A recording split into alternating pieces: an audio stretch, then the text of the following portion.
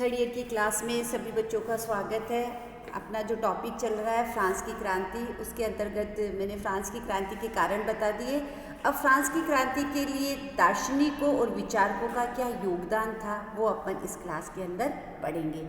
यहाँ पर अपन प्रमुख दार्शनिकों के बारे में पढ़ेंगे जिन्होंने फ्रांस की क्रांति के अंदर अपना महत्वपूर्ण योगदान दिया था। क्रांति के पहले फ्रांस में कई लेखक, विचारक तथा दार्शनिक हुए जिन्होंने जनता में मौजूदा व्यवस्था के विरुद्ध क्रांति की भावना को जागृत करने का काफ़ी प्रयास किया, परंतु ये कहना कि उनके कारण क्रांति हुई सही नहीं होगा। हाँ, इन विचारकों ने लोगों को शासन, समाज एवं अन्य क्षेत्रों में व्यापक बुराइयों से अवगत जरूर कराया और उनमें विद्रोह की भावना भी पैदा की। उन्होंने पुरातन व्यवस्था पर प्राणघातक प्रहार किया। लोगों के असंतोष, क्रोध आदि को उन्होंने शब्दों के द्वारा अद्भुत ढंग से प्रस्तुत किया और सुधारों के लिए जनमत तैयार किया। उन्होंने क्रांति का मार्ग प्रशस्त किया। कुछ प्रमुख दार्शनिकों और विचारकों के लेखकों का हम यहाँ पर संक्षिप्त में परिचय देंगे। फर्स्ट था मोंतेस्क्यू। 1685 से 1755 ईस्वी फ्रांसीसी राजतंत्र की आलोचना करने वाला पहला प्रमुख व्यक्ति मोंतेस्क्यू था। वह एक उच्च कोटि का वकील और संसद का न्यायाधीश था। उसने 1748 ईस्वी में अपनी सुप्रसिद्ध रचना कानून की आत्मा का प्रकाशन करवाया।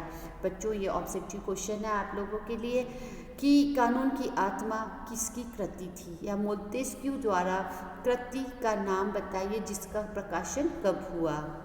इसमें उसने फ्रांस के राजाओं के देवीय अधिकारों के सिद्धांत की कटु आलोचना की तथा फ्रांस की सड़ी गली खोखली संस्थाओं की उसने कड़ी से कड़ी व्यंग्यात्मक आलोचना की। वह वैधानिक शासन अथवा व्यक्तिगत स्वतंत्रता का जबरदस्त समर्थक था। उसका मानना था कि निरंकुश शासन को समाप्त करने के लिए शासन के तीनों अंगों कार्यपालिका, व्यवस्थापिका, न्यायपालिका के क्षेत्रों को अलग अलग रखना आवश्यक है। उसने शक्ति विभाजन के सिद्धांत का प्रतिपादन किया और बताया कि ऐसा करने से तीनों शक्तियां एक दूसरे के अधिकारों को सीमित रखेगी तथा जनता के अधिकारों की रक्षा हो पाएगी। दूसरा था वोल्टेयर, जिसका टाइम था 1694 से 1788 ईस्वी। वोल्टेयर की गणना बौद्धिक जागृति के नेताओं में सबसे आगे होती है। वह एक महान लेखक, कवि, दार्शनिक, नाटककार, इतिहासकार, पत्रकार, आलोचक एवं व्यंग्यकार था। अपनी आलोचना के कारण उसे बार बार कारावास की सजा भी भुगतनी पड़ती थी। वोल्टेयर को हर प्रकार के अत्याचारों से घृणा थी। वह मानव स्वतंत्रता का समर्थक था। उसकी लेखनी तलवार से भी अधिक सशक्त थी। उसकी शैली जितनी स्पष्ट थी उतनी ही नुकीली और तीखी भी थी। उसने अपने लेखनी के द्वारा उस युग के अन्याय व अत्याचार, धार्मिक पक्षपात एवं निराधार विश्वासों के विरुद्ध काफ़ी लंबे समय तक उसने संघर्ष किया था। वह जो कुछ भी लिखता था उसमें उसकी आत्मा का उत्साह और उमंग प्रतिबिंबित रहती थी। कटु व्यंग्य के तीखे छोड़ने, तीर छोड़ने और धूल में मिला देने वाला वाक प्रहार करने में वह दक्ष था। उसने धर्म के सभी बाह्य आडंबरों का जोरदार खंडन किया। उसकी रचना 14वें लुई का इतिहास एक अनमोल कृति है। ये आपके ऑब्जेक्टिव क्वेश्चन है, उसकी रचना का क्या नाम था। नेक्स्ट देखते हैं रूसो। 1712 से 1778 ईस्वी। इस युग के विचारकों में जिन जैकस रूसो का स्थान सर्वोपरि था। अपनी प्रारंभिक रचनाओं में रूसो ने यह विचार प्रस्तुत किया कि आदि मानव एक भला आदि मानव एक भला, न्यायशील तथा सुखी प्राणी था, परंतु सभ्यता ने उसे भ्रष्ट और पतित कर दिया है। मतलब कि मानव एक सभ्य प्राणी था, लेकिन जिस सभ्यता के जो आडंबर थे या जिस सभ्यता के अंदर जो सड़े गले नियम थे, उन नियमों के कारण वह आदमी भ्रष्ट होता चला गया।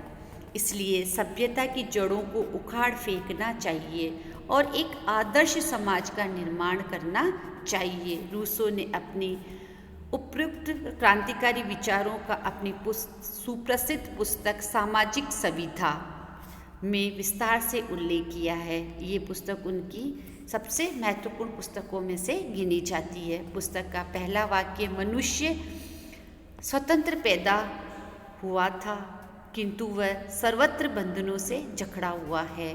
कई बार ये वाक्य देकर भी आप लोगों से क्वेश्चन पूछा जाता है, इसलिए याद रखना ये रूसो ने अपनी पुस्तक सामाजिक संविधा के अंदर कहा था। वास्तविक सत्य की प्रतिपादित करता है।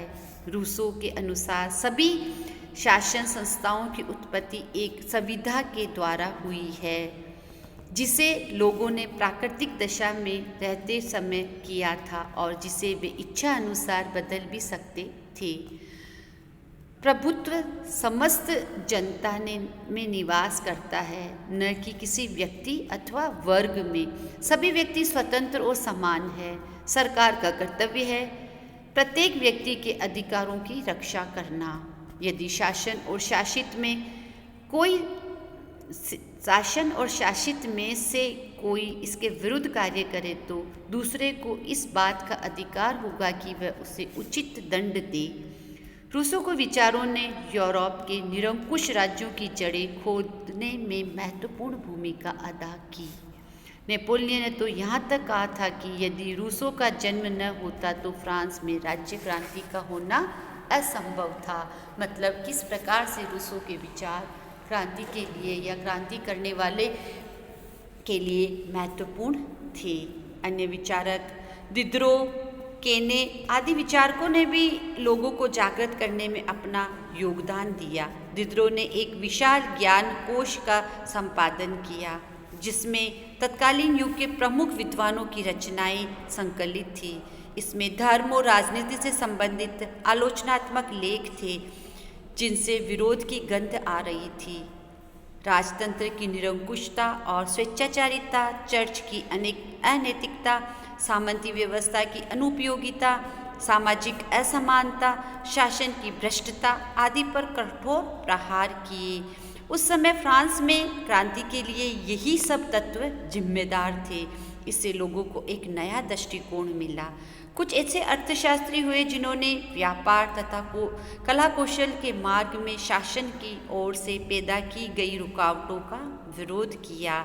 उनका नारा था, सबको इच्छा अनुसार कार्य करने दो और शासन को कम से कम हस्तक्षेप करना चाहिए।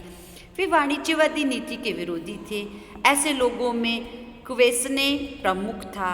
अन्य लेखकों में इतिहासकार रेनाल तथा माबली के नाम उल्लेखनीय हैं।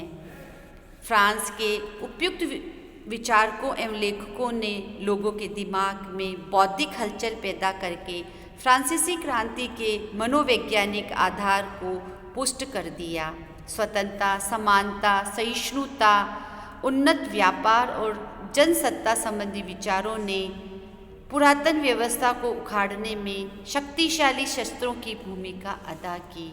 उन्होंने क्रांति को जन्म नहीं दिया, परंतु क्रांति के कारणों को बड़ी चतुराई के साथ लोगों के सामने रखकर उन्हें क्रांति की ओर बढ़ने के लिए विवश कर दिया।